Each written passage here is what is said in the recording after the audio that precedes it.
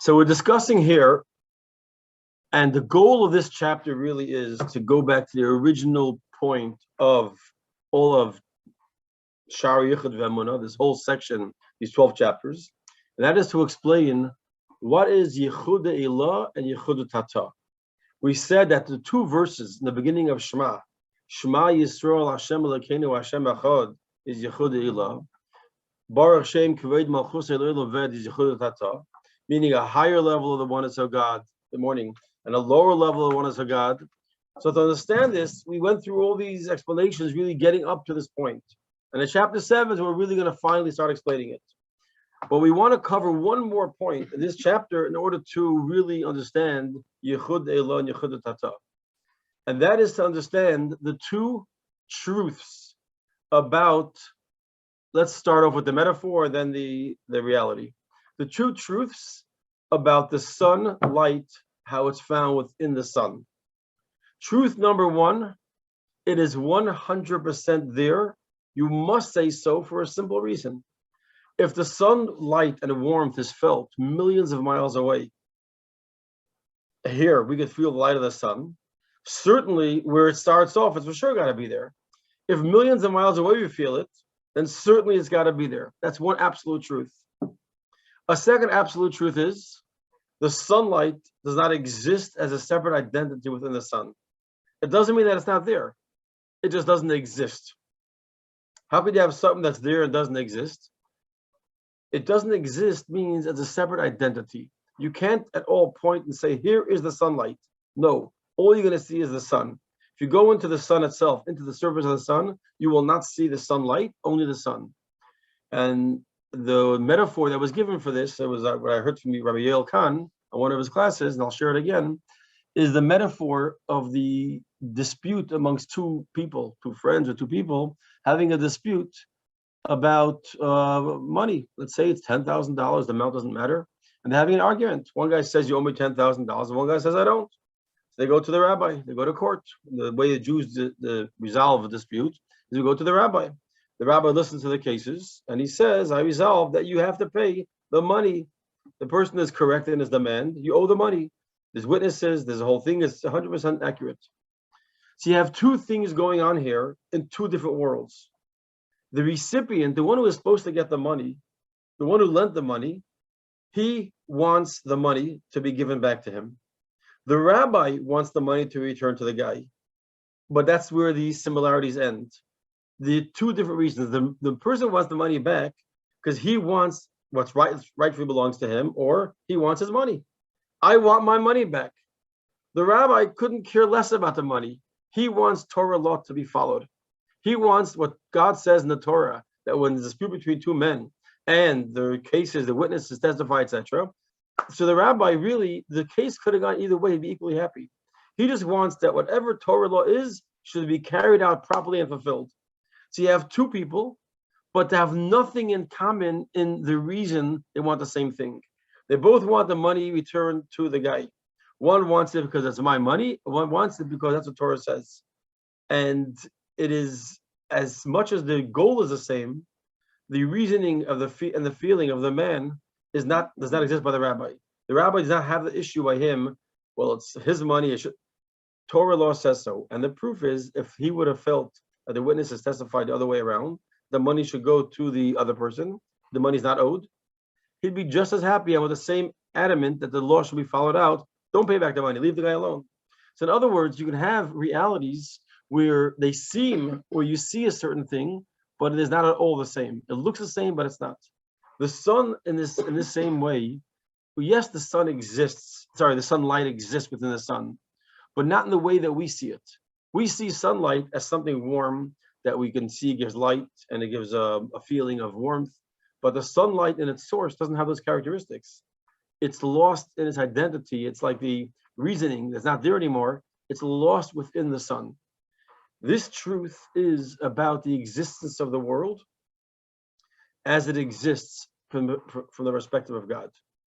In God's perspective, we're not talking, not about the world, about Havaya and Elikim. We said there's God in Havaya and there's Elikim. And then Elikim really doesn't have a separate identity. Remember, we said, what does it mean? The ultimate description of Havaya Hu Elikim, God and Elikim, Havaya and Elikim are one, that there really is no Elikim. Why? It's lost in its source. So on one hand, Elikim 100% exists. There's something called Elikim, because we're saying Havaya Hu Elikim. At the same exact time, we're saying that it's Havaya, it's not a separate identity. Meaning the concept of concealment that allows a world to exist, yes, there is something called Elikim, there is a concealment, but within its source, it doesn't exist. And we're going to explain that a lot more in that's what today's class is going to be about. If I don't forget, I want to go back, so remind me later if I don't forget, I want to talk about this idea, how it's found in the Holy of Holies, with the Mequon Torah, the place of the Aron, how it's not found, but I want to wait till we get to a little further in. So in other words, these two truths are 100% true, but the question is, how can they both be true? Does it exist or doesn't exist? You know the old joke about the rabbi listening to two people argue, and one person tells the rabbi his opinion, and the rabbi says, you know what, you're right. And the second person tells the rabbi his opinion, and the rabbi says, you're right. So someone standing on the side says, Rabbi, they can't both be right. He says, you're also right. So, but how can you have both things right? So really, this is how we introduce the idea of Yichud Ilah and Yichud Tata. They're called perspectives. The way we understand the truth, reality, and this is a challenge because we have to know the world is not an illusion. The world is real. And therefore, we have to understand how does the reality of the world fit into the truth that nothing else exists. So we have to really go back and understand the perspectives of how things are seen from the approach of Yichud Ilah, that everything is on a higher level of unity and everything is on a lower level of unity. So we're going to have these two ideas, Shema Yisrael, the higher level of unity, and Yichud Ilah, lower level of unity, discussed today. But one thing to know is that the way we're going to discuss it in Tanya today is not how it's discussed elsewhere in Hasidus. We're talking here on a much more abstract and higher level, because this is more like a source. When we discuss in general Yichud Ilah, Yichud Tata, we're really talking about it in the lower level, and I'll explain a little bit further when we sort of turn the page over where you see the difference. But in case you see in your mind 1 second, I thought we had it differently. This is going to be how it's in Tanya, and other places this is explained a little bit less dramatic or a little bit on a lower level. Okay. So let's start from here. On page Paybays. Oh, one more thing I want to say, sorry.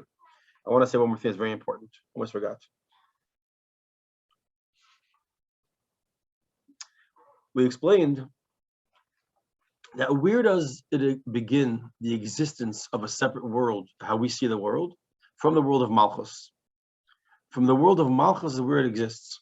So I want to explain what the Alter Rebbe, if you want to go back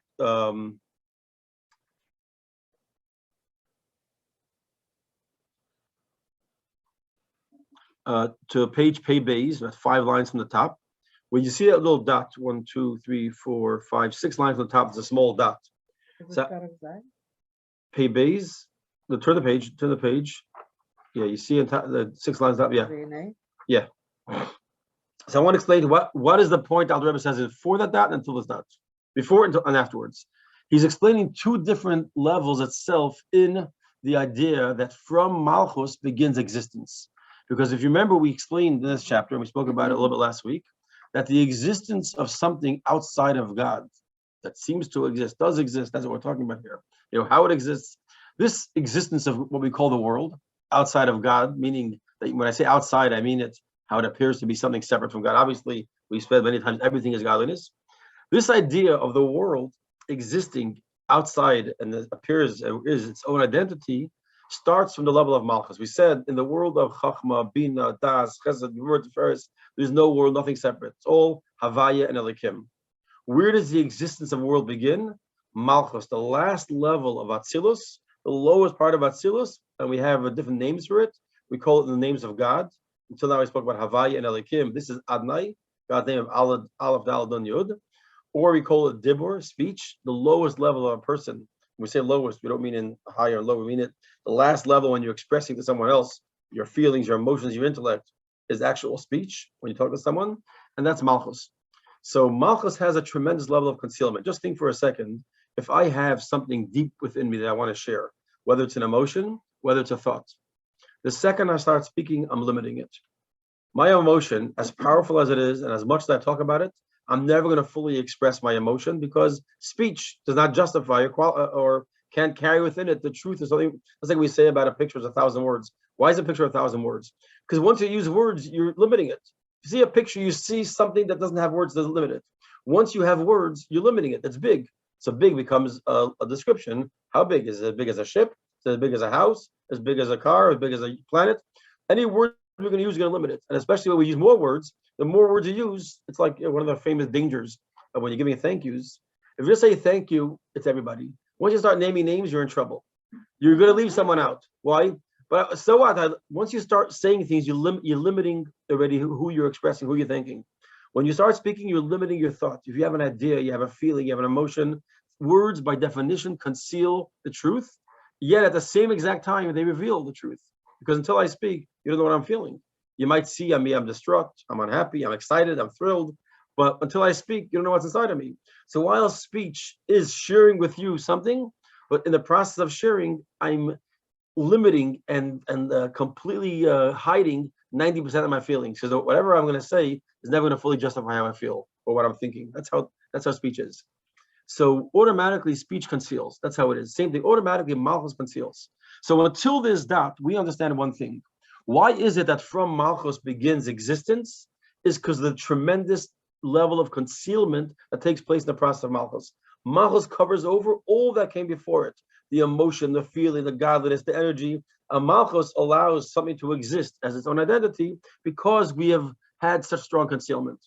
That's how we understand till the dot. From the dot and on, the Alter Rebbe is adding on another very important point. This is really the crux of this chapter, till we get to Yichud Eilah, but the main point till Yichud Eilah. And what is that? Malchus has not just that it conceals, there's something about Malchus that's unique. Even if it wasn't concealing, that would demand you to be your own identity. Why?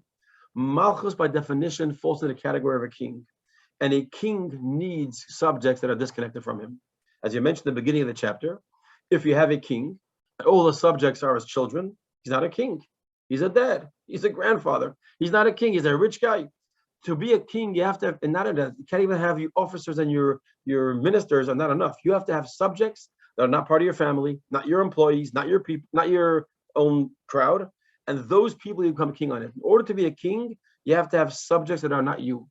If you have a giant family, you're not the king of the family, you're the father, you're the grandfather. In order to be the king, you have to have disconnected subjects. And this is the essence of what malchus is. Malchus, the desire to be a king, desire to be the melech, needs subjects that are not me. In other words, God needs things that aren't essence of himself, that are separate. So malchus demands to be a world, to be planets, to be human beings, to be creatures, to be Jews, to be Gentiles. And all these existences now could come and say, we accept God as our king, or we become God's subjects. So there's two factors here. One is the concealment that takes place in malchus, the last of the 10 spheres, that allows there to be some other existence or to appear another existence. And the second thing is, by definition, malchus needs this other. Malchus needs outside subjects, because in order to fulfill the role of a king, which is melech, which is melucha, and by the way, it all fits in. How does a king rule? By his speech. It's all in the same category. Speech, which again is that word that makes you to that which is disconnected from you, is how a king rules. A king doesn't need his hands. That's his ministers. That's his employees. The king says, let there be, so may it be said. The king says his words and the reality happens. So the idea of speech and a king, it's the expression we use is b'dvar melech shilton. By the words of the king, he rules. Because the king does not rule by strong fists. He rules, he says a word, that's all he has to do. Softly, loudly, doesn't matter. What he says becomes the new reality. Okay, now let's see this inside. So we're going to jump down now to about halfway down the page. And the first word on the line is mimidas, malchusay. But we're going to start from the last two words on the line. Here's where we're more or less up to. This is where we sort of stopped, sped up in the classes before the break. And now we're going to go into, from here begins the introduction of these two ideas of Yichud Eilah and Yichud Hata. If I wouldn't read this chapter, I always interpret it simply, Yichud Eilah, Yichud Hata, to mean Yichud Eilah means that there's nothing but God, and Yichud Hata means there's a world, and that world is nullified before God. That's how I always could simplify, if someone would ask me, what's Yichud Allah, Yichud Atah? I would say Yichud Allah means there's nothing but God, and Yichud Atah means there is a world, but this world is one with God, as part of God. It's only bundled to God. I mean, the two different approaches how to see existence. Here we're going to go much more technical, much more scientific, much more exact. Well, okay. Both levels are going to be related. This is important to know. Both levels of Yichud Allah, Yichud Atah. We can take our time doing this because this is the meat and potatoes of this whole 12 chapters. Both of these levels we want to talk about, the higher level and the lower level, are both a description of the relationship between malchus and the levels above it. So when we say Yichud Allah, Yichud Atah, the higher level of oneness, and just I want to go back and remember what the Alter Rebbe said at the beginning of the chapter. Both of these levels are hinted to in the last word of their verse of Shema. The word Shema Yisrael Hashem Elokeinu Hashem Echad, the word Echad hints to Yichud Eilah, and the word Vayed hints to Yichud Atah. Remember we mentioned that the letters of Echad and letters of Vayed are all interchangeable with each other. The Aleph of Echad becomes the Vav of Vayed. As you know, Aleph and Vav are interchangeable because they're both sound letters. Then we have the Ches and the Ayin. They're both letters that come from the throat, so they're interchangeable. And the Dalet and the Dalet are interchangeable. Now you might say, hey, Dalet and Dalet are interchangeable. They're one. Well, one's a big Dalet, one's a small Dalet. If you look in the Torah, the Dalet of Echad is huge. Dalet of Vayed is regular size. It's because they're two different types of Dalet and they're interchangeable. When you have things that are interchangeable, it becomes two truths at the same time again. Back to the same theme we're going to have. Two truths. On one hand, they're very similar. They have something in common. That's why they're interchangeable. At the same time, they're very different.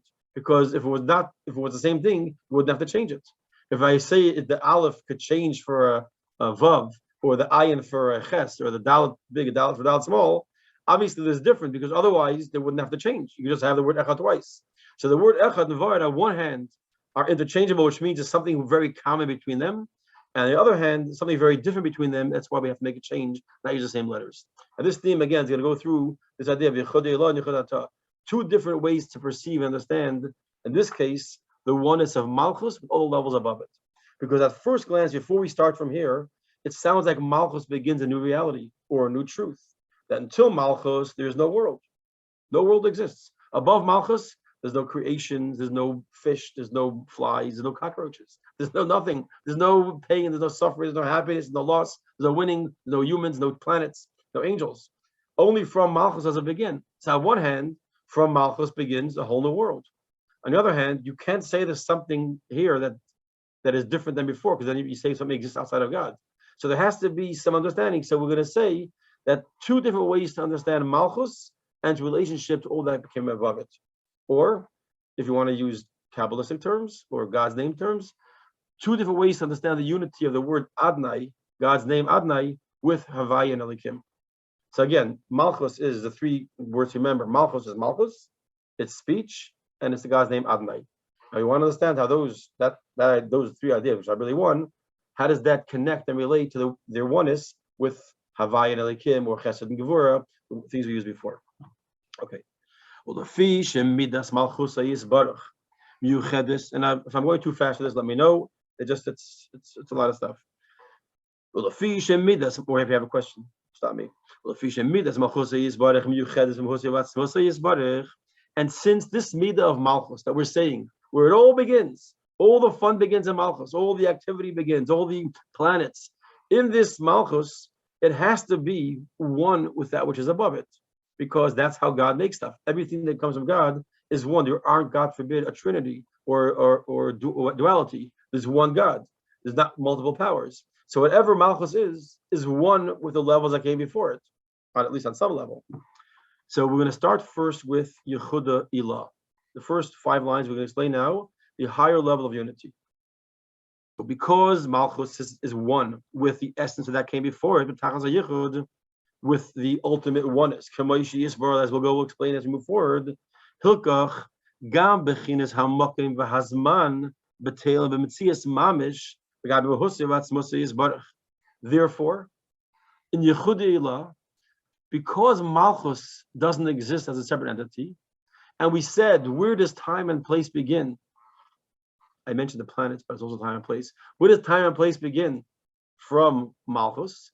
Then you must say, because malchus is one with Havaya, on some level, time and place doesn't exist in malchus either.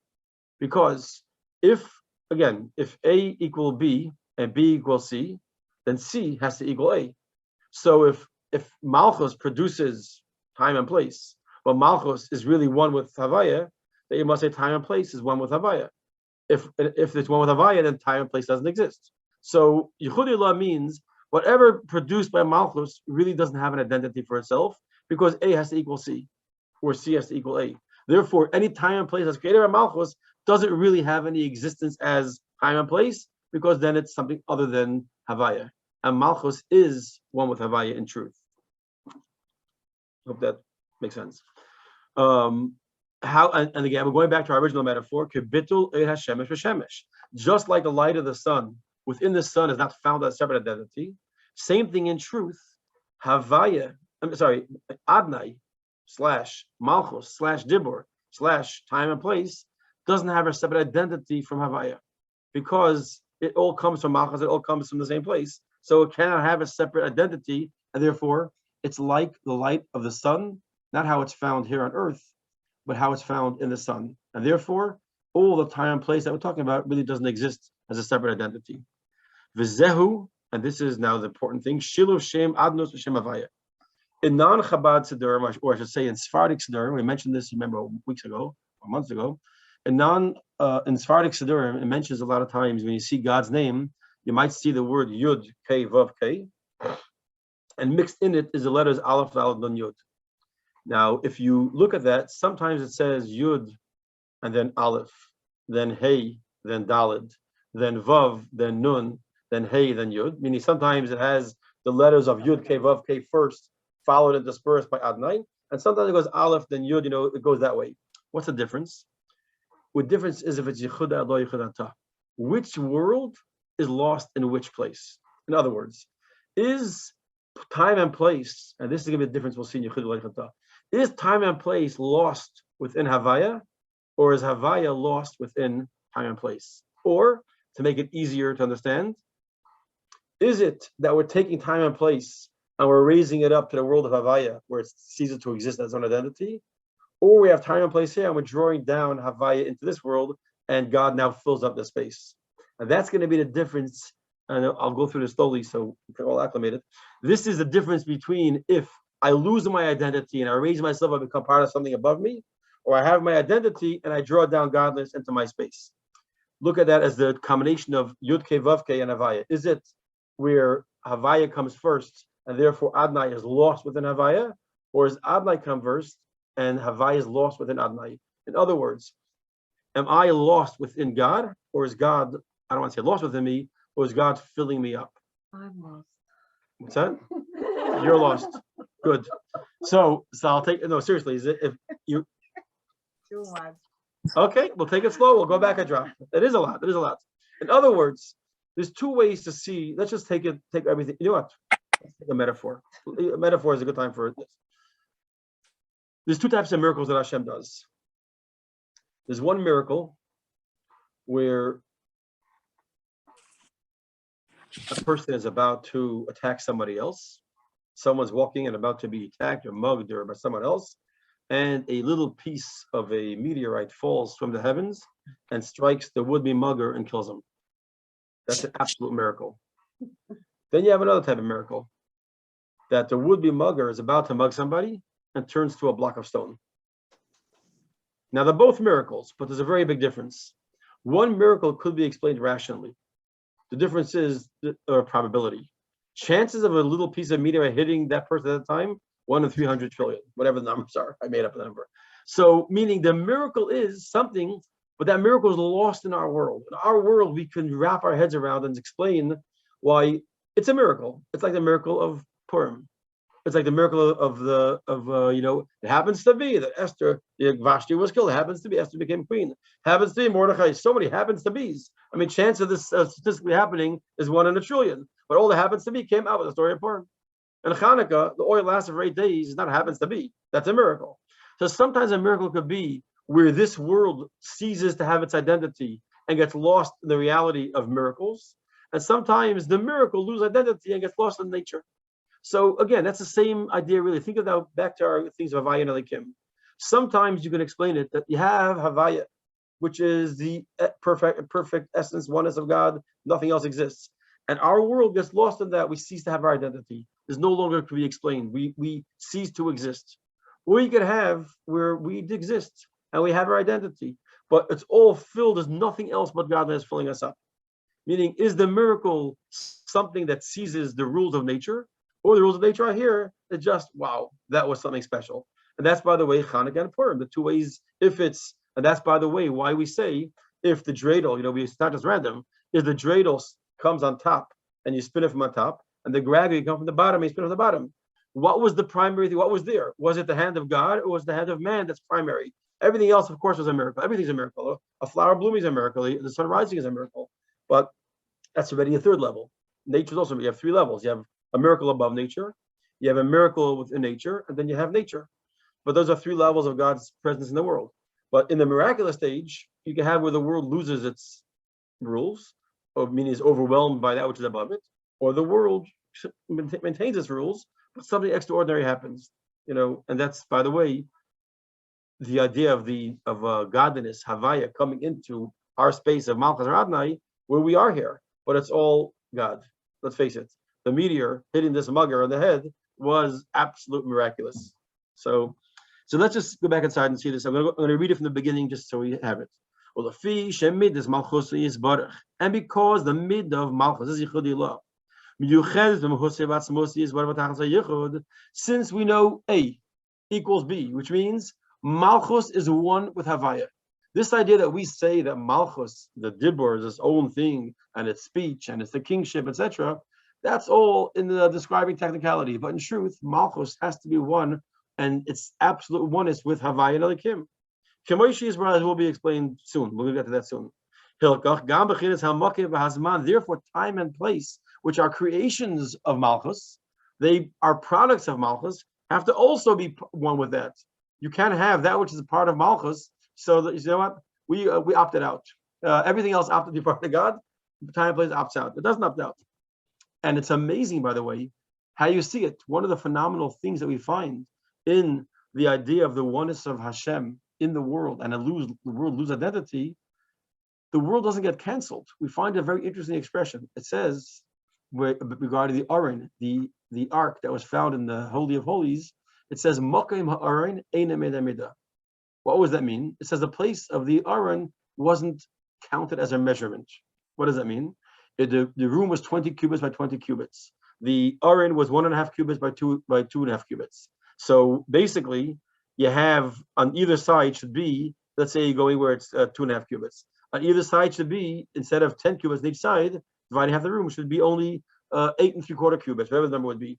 Nevertheless, if you measured each side, it was still 10 cubits.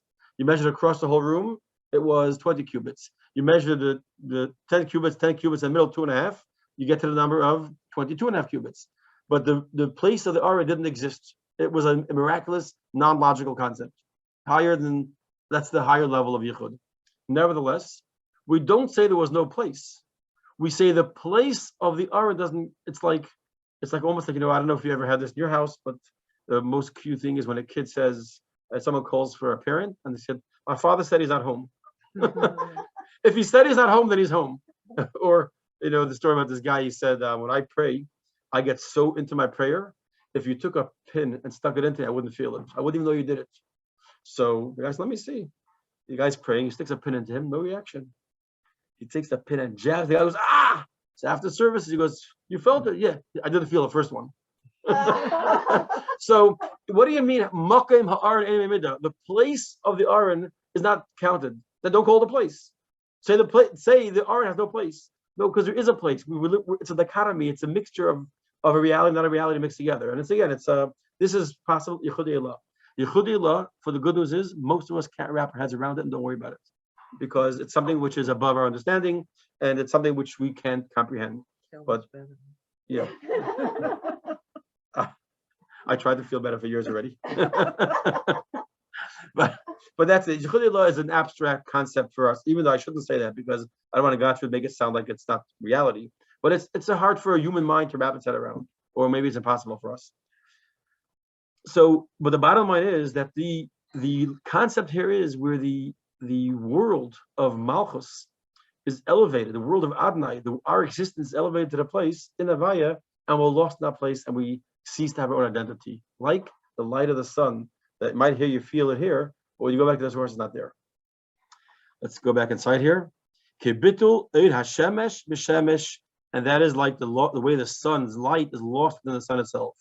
V'zeu shilav shem adnus b'shem Havaya. This is what it means when we merge Adonai into Havaya.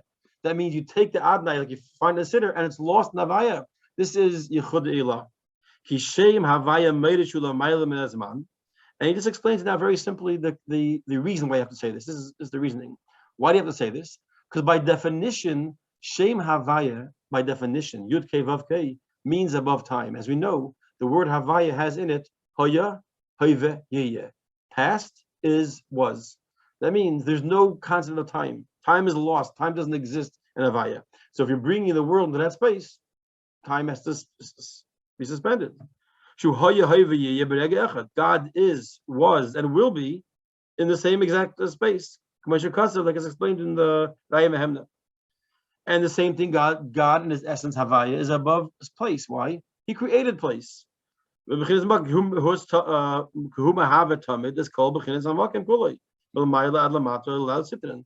is continuously creating up and down, right, left, front, and back. God's created in 4 directions and up and down. So constantly creating it, that means when I'm creating something, that means it's not there. That means I'm above it. God is creating space. So time and place don't exist within Havaya. Havaya is creating that. God creates it. So therefore, within the realm of Havaya, there is no time, there is no place, and therefore all of what we know today as existence does not exist as an identity at all, even a tiny bit. Just like, as I mentioned at the very beginning of this class today, the two truths, it 100% is there, and 100% doesn't exist as a separate identity. So the world of Adonai is 100% there, but at the same time, it doesn't have its own identity, like the logic or the reason of the man who wants the money back. His opinion, his theory, his perspective has no place in the place of the rabbi, the judge. The rabbi who judged this case doesn't have any interest in what you do with the money and how you want the money. Torah law should be kept. And whatever Torah law says, that's what we're doing here. It has nothing to do with you want the money, he wants the money. What does the Torah say? So your identity of your perspective is completely lost in this case. That's Yichud Ilah. That's a higher level, which again, we're going to go back and talk about this quite a bit, but this is the introduction of it. Now by the dot, we're going to introduce Yichud Tata now. Now again, we're trying to explain how you can have two truths at once. Now we're going to explain how their perspective is from our side. And by the way, one of the reasons brought down Chassidus, why we whisper Baruch Shem, is because it's a little bit sad, or not sad, but like inappropriate for say God, that the world has this identity for itself. And what do you mean? God, there's something besides God. So we say it quietly. And the truth is God has much more enjoyment to that, as we explained in the past. God wants much more the idea of the world, the kingship, more than the Shema Yisrael, which is nothing else exists. Back inside by the 2 dots, 5 lines to the bottom, by the 1 dot.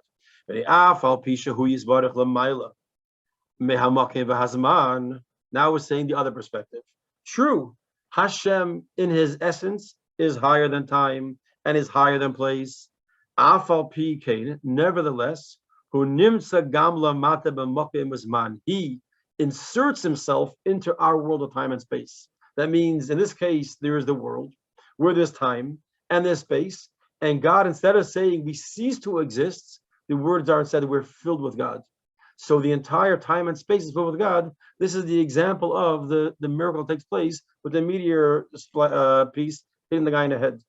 There's a world, and there's nature, and there's the moon, and what's it called, this planets, and there's things flying, and God coordinates things within this world to run the way he wants. So here we have Yichud Tata. Not that we don't exist in his identity, but we do exist. But in our existence, everything is godliness. Everything is filled with God. God lets himself be here in time and in place. Not that we lift ourselves up and get lost within God, but we are here and God is drawn down into our world, so to speak. And not I mean up and down as directional or spatial concept. And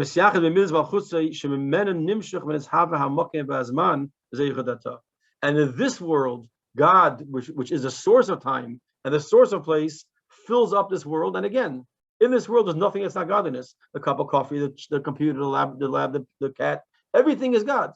But it's God in the world, in the universe, that everything is godliness, rather than the world is lost and there's only godliness, like it is. And there's no world like this, like the sunlight that's lost within the sun. And this is Shiluv Havaya Ba'ad. This is the other way around, where the words Havaya Yud Ke Vav Ke are lost within the letters Aleph Daled Nun Yud.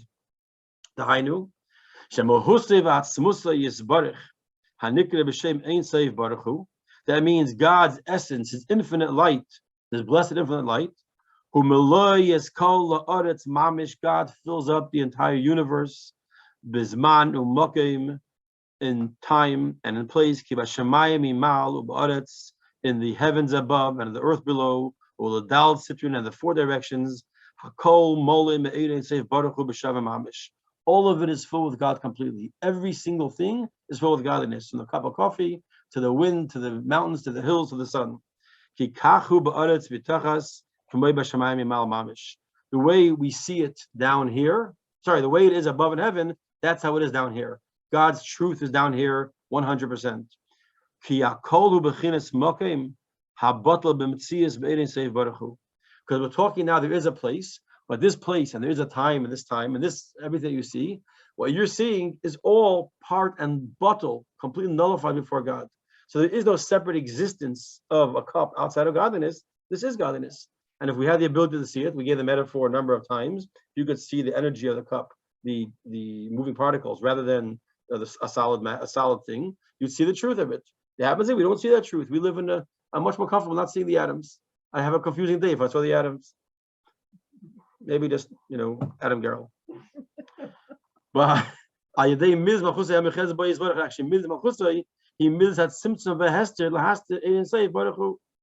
and it's just that what keeps the world existing in a format that we can interact with it and exist is malchus. So malchus here is not lost completely. Malchus is that truth of godliness that allows us to appear and be seen and expressed in a format that we could relate to. That time and place should not be discontinued, limits yourself from their identity completely. And at the same time, there shouldn't be any separate identity of time and place down here. So we have now also a dichotomy, or two opposites. I don't know what the right word to use is. You have on one hand, the world does take identity because malchus conceals enough godliness that we can appear to be our truth. We are truth, we do exist. But at the same time, you should remember there's no separate identity from God. Yichud Tata means that this that you see, it's all one with God. There is no cup outside of God. It's just that we could see the cup because God allowed malchus to allow this to appear and in its true appearance as a cup, etc.